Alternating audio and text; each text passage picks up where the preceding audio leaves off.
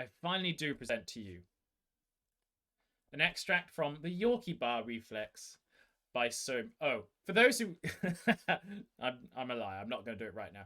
For those who are unaware, Simon Nomis writes your kind of action thrillers. You kind of think of your Jack Reachers, your Tom Clancy novels, your Chris Ryan novels, that kind of thing. And they're part of what's called the Jax Hardman series. Jax Hardman is the protagonist.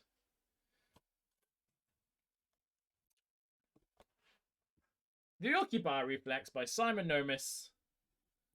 He didn't send us a chapter number or name or anything like that, so I have no idea where in the book this takes place, but it's definitely not the beginning.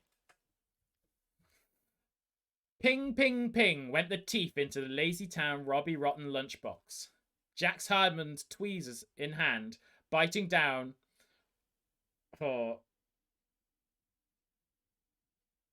Oh, yeah, there we go. Jax Hardman's tweezers in hand, biting down on a PG Tips bag to grit his way through the pain and make a sort of cold, milkless saliva tea in his bloodied mouth, continued to ceremonially remove incisors from his knees.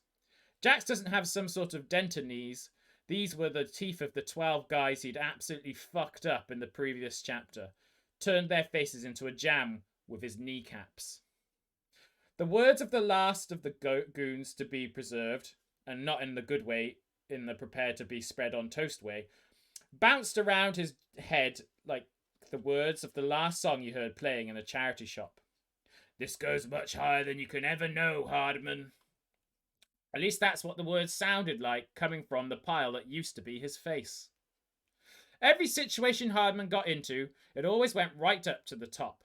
So higher than Jax could ever know. What could that even be? What's on top of the top? Top plus? Top premium? Top diamond lounged? The Prime Minister? Old Betty Big Bollocks herself? Who could be above her? Is she a puppet in this show? The show being a Muppet's domestic terrorism? Jax caught sight of himself in a shard of the mirror which he had hit one of the goons in the arse with. It was the first time he'd seen himself in hours. As he removed another molar from that bit which you can sort of touch the bottom of your kneecap, looking at the mirror, he said to himself, "Great. 7 years bad luck is all I need." And he laughed. He laughed and laughed and he laughed. And he laughed some more. The guy simply...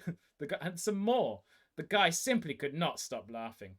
"Jax, you old bastard," he thought to himself. "You've still got it."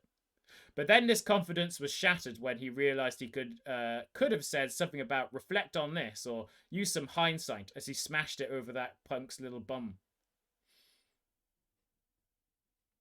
Jax stored it away, though, for the next time he was in this situation. The scars that will eventually appear on Jax's knees will be another addition to the terrain map that is Jax's muscular and athletic body.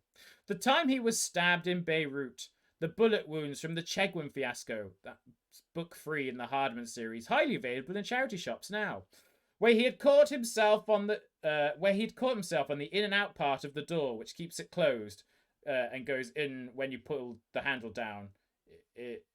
In Stoke-on-Trent. The time he had his body chopped off, which luckily enough, there were enough bags of peas lying around to keep it cold to have it stuck back on by the nice doctors at the hospital. The time Sarah had bit him when they were doing a sex or something. The ping of the final tooth ricocheting around the Lazy Town lunchbox. The ping echoed... Oh, sorry. The echo of the ping finally... Oh, I've messed... Nomis isn't that great a writer, let's be honest. The ping of the final tooth ricocheting around the Lazy Town lunchbox. What have I written? What's he written here? There was the final ping of the final tooth ricocheting around the Lazy Town lunchbox, and Jax heaved himself up. There were too many pieces of information swirling around to put together, like a jigsaw in a tumble dryer. What did it all mean? Higher than he could ever know? The wolf's head. The photographs of the Sarge. The codename Cheesecake. And what exactly did Cassandra Flutebrine, his old girlfriend from the academy, have to do with all this? Hardman took out his phone and tried to Google all of the questions, but with no results. I guess I'll have to do this the hard way, thought Jax, and proceeded to try the exact same thing on Bing. Again, nothing. Jeeves, nothing. WikiHow, nothing. Hardman roared in frustration, threw his Samsung Galaxy S21, which he got a great deal on from Gareth at Carphone Warehouse, including a great data/text bundle and 6 months of Now TV, out the window, and it landed in a well, which was being sealed with concrete within the next hour. But Jax didn't care about this. He just wanted to keep the people of Weston-super-Mare safe. But why did it have to be on today, of all days? Why did it have to be on Bin Day? Another thrilling chapter from Nomis. An absolutely thrilling chapter from Nomis once again. He's the master. He's the goddamn master. Obviously, it's the first draft, so that's why there was that one sentence which didn't quite make sense. This is, what, like book 38 in the series? And he's still got it. He's still got it.